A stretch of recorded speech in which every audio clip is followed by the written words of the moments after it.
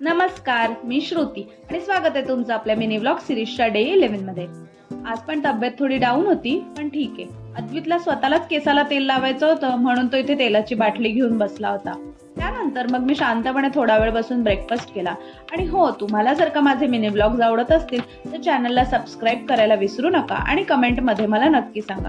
आणि अद्वितचे खेळ हे असेच असतात, अतरंगी, गाडीवर उभं राहून खेळायचं, नॉर्मल गाडी चालवायचीच नाही.